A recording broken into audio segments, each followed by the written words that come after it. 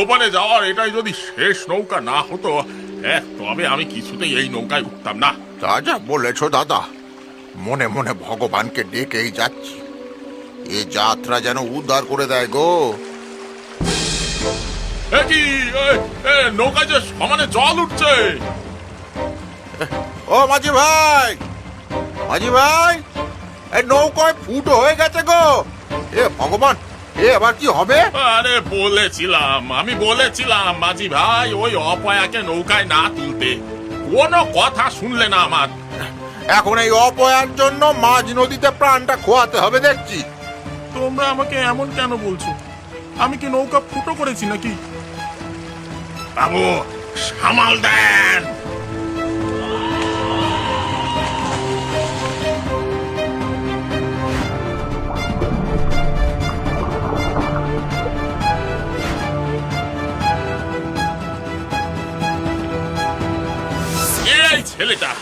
এই ছেলেটার জন্যই আজ এই অবস্থা।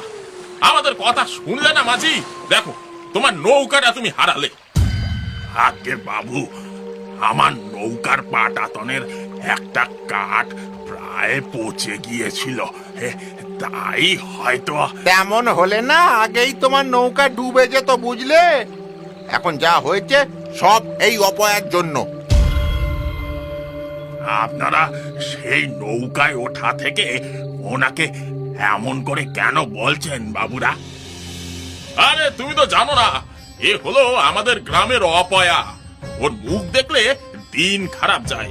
ও যেখানেই যায় সেখানেই কোনো না কোনো অঘটন ঘটাবেই। হ্যাঁ, তাই না? তাই জন্মেই মাকে খেয়েছে, তার দুদিন পর বাপটাকেও খেয়েছে। কাকার কাছে থাকে, তাদেরও যা অবস্থা কি আর বলবো। শোনো এ মাঝি, ও গ্রামের যে রাস্তা দিয়ে যায় আমরা সেই রাস্তা মারাই না পর্যন্ত ওর ছায়া পড়লে মাঠের ঘাসও হলুদ হয়ে যায়, বুঝলে? নেহাত এই শেষ নৌকো ছিল। যাই হোক, ভগবানের অশেষ কৃপা যে আমরা প্রাণে বেঁচে গেছি। এই এই অপয়া, তুই এখানে হাঁ করে দাঁড়িয়ে দেখছিস কি? যা এখান থেকে, এখনই যা। এসব শুনে মনের দুঃখে অপয়া বাড়ির দিকে চলল। ছোটবেলা থেকে এই অপয়া নাম শুনে শুনে সে তার নিজের আসল নামটাও ভুলে গিয়েছে। উফ, এই রাতের বেলা যে একটু শান্তিতে ঘুমোবো তার জো নেই। এই কে রে? কাকি, আমি এসেছি, দরজা খোলো।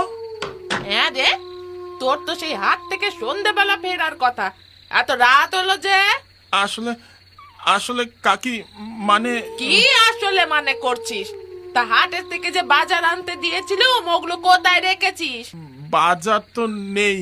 হ্যাঁ, বাজার নেই মানে? আবার কোথায় কোন অঘটন ঘটিয়ে এসেছিস? হ্যাঁ, সত্যি করে বল অপয়া। আসলে বাজার নিয়ে ফেরার সময় বাজারের জিনিসপত্র নদীতেই ভেসে গেল, আর তাই এত রাতও হয়ে গেল কাকি। হে ভগবান, একটা কাজ যদি এই ছেলেটাকে দিয়ে হয় গো। কি মরতে যে এই অপয়াকে হাতে পাঠালাম কে জানে। আমার টাকা করি তো ধ্বংস করলোই, আরো 10টা লোকের ক্ষতি করে এলো। কিন্তু কাকি, আমি তো কিছু করিনি। তোমাকে কিছু করতে হয় না বাছা। এমন কুক্ষণে জন্মেছিলে যে তোমার মুখ দেখলেই লোকের দিন খারাপ যায়। কাকি, তুমি অন্তত এইভাবে কথা বলো না। এভাবে বলবো না তো কিভাবে বলবো শুনি? জন্মেই তো মা বাপকে খেয়ে আমাদের ঘাড়ে এসে উঠেছিস। এখন আমাদের খেয়ে তবে তোর শান্তি হবে, তাই না? তোর আর এই বাড়িতে জায়গা হবে না, যা বেরো। কাকি, আমি এত রাতে কোথায় যাব? আমাকে একটু খেতে দেবে না? সে কোন সকালে খেয়ে বেরিয়েছিলাম। হ্যাঁ রে অপয়া, তোর মধ্যে লজ্জা বলে কি কিছুই নেই? হ্যাঁ, তোর কাকার এতগুলো টাকা জলে ভাসিয়ে আবার খাবার চাইছিস? খাবার তো দূর, তোর এ বাড়িতেই জায়গা হবে না, বুঝলি? আচ্ছা ঠিক আছে, আজ রাতটুকু থাকতে দাও, আমি কাল সকালেই চলে যাব। কাল সকালে উঠে তোর ওই অপয়া মুখ আমায় যেন দেখতে না হয়, মনে রাখিস।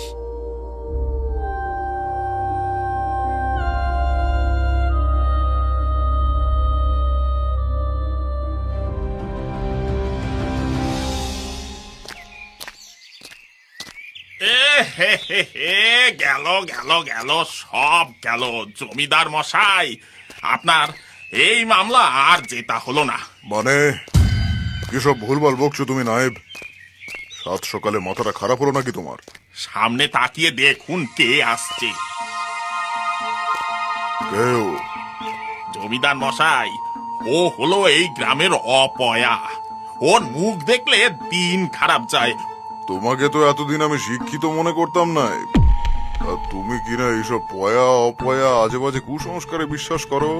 বিশ্বাস না করে উপায় নেই জমিদার মশাই, আপনিও বিশ্বাস করবেন। না হে নায়েব, এই সমস্ত জিনিসে আমার কোনোদিনই বিশ্বাস নেই, আর হবেও না। দেখবেন আর যে মামলা লড়তে যাচ্ছেন তা আপনি জিততেই পারবেন না। তাই নাকি? হ্যাঁ, বেশ, দেখা যাবে। সকাল সকাল হাঁটার জন্য আর রাস্তা পেলি না? এই রাস্তা দিয়েই যেতে হলো তোকে। বুঝতে পারছি না আপনি এমন করে কেন বলছেন নায়েব মশাই। এবার তো পুরো দিনটাই মাটি হবে। নায়েব, থামো তুমি। এই ছেলে, কি নাম তোমার? আগে আমার নাম অপয়া। অপয়া আবার কারোর নাম হয় নাকি?